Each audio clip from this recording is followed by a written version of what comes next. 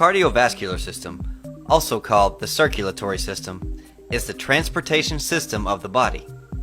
The major structures that make this possible are the heart, blood vessels, and blood.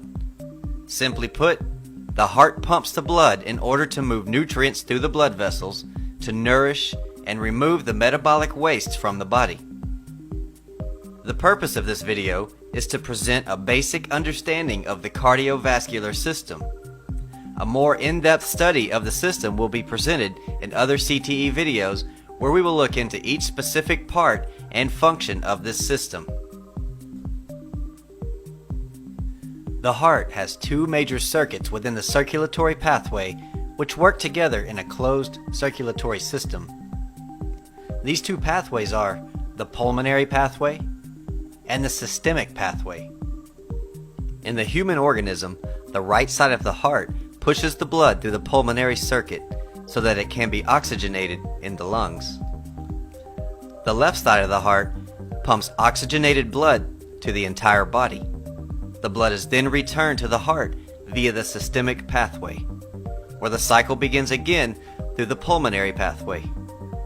It can be said that the heart is actually two pumps divided by a septum or wall. As mentioned in a muscular system video, the heart is an involuntary muscle that works somewhat independently from the nervous system. This will be explained in more detail later, but for now, let's take a look at what makes up the heart. The heart is a muscular organ with four hollow chambers. It consists of two atria, which are the upper chambers, and two ventricles, which are the lower chambers. The left and right sides of the heart are divided by the septum. The heart is also made up of three layers of tissues. The innermost layer is the endocardium, which is the thin, smooth membrane that lines the inside of the chambers of the heart and forms the surface of the valves, of which there are four.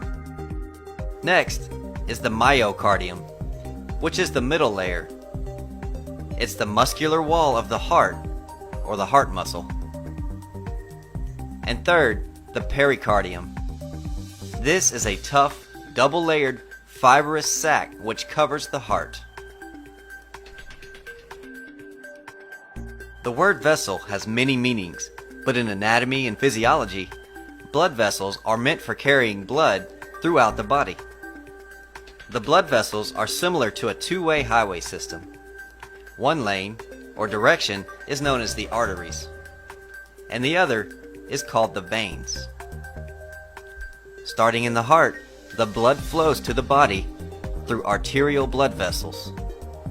The largest of these arteries is known as the aorta. These arteries provide the pathway for blood to travel to the body from the heart. Arteries are then further divided into arterioles and arterial capillaries. Arterioles are smaller blood vessels that branch out from larger arteries and lead to the arterial capillaries, which are the smallest blood vessels in the body. The arterial capillaries are connected to the venous capillaries. The arterial side of the capillaries is dropping off oxygen and nutrients to the body's cells. The venous side of the capillaries is picking up metabolic waste from the body's cells. Together they form a network where arteries and veins connect, completing the closed circulatory circuit. The blood flow from the venous capillaries will flow back from the body to the heart through the venous blood vessels.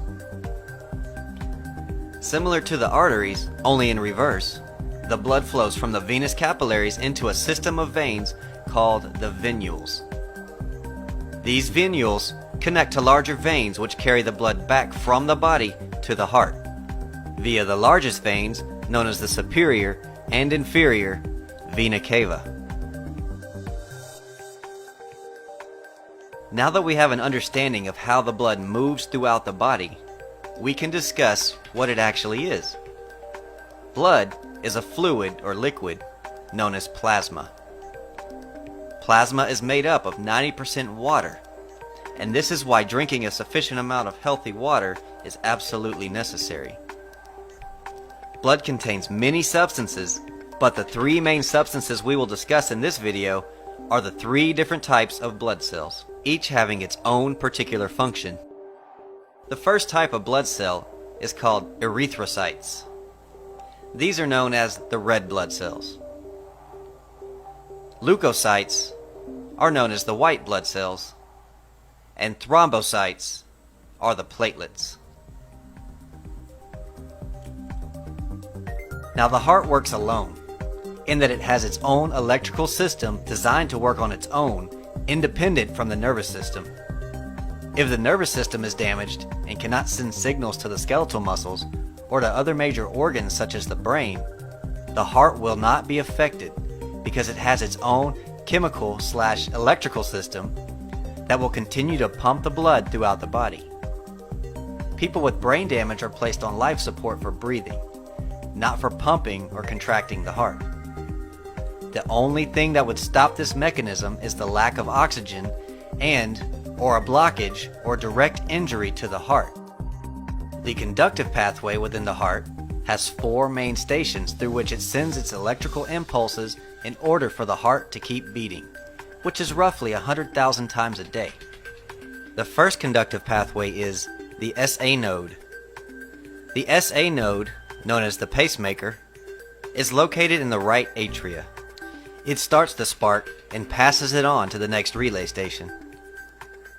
The AV node is located on the back wall of the heart, between the right atria and the right ventricle.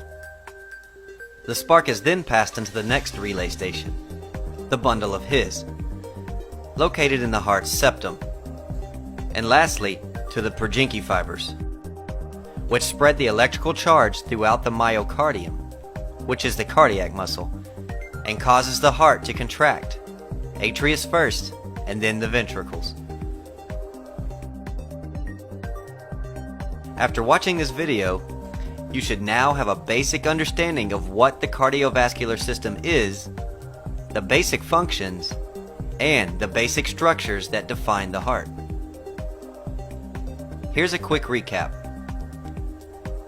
The cardiovascular or circulatory system is an organ system whose basic purpose is to circulate blood to and from cells in the body in order to transport nutrients and remove waste. The heart pumps the blood to the body through the arteries, which branch off into smaller blood vessels called arterioles.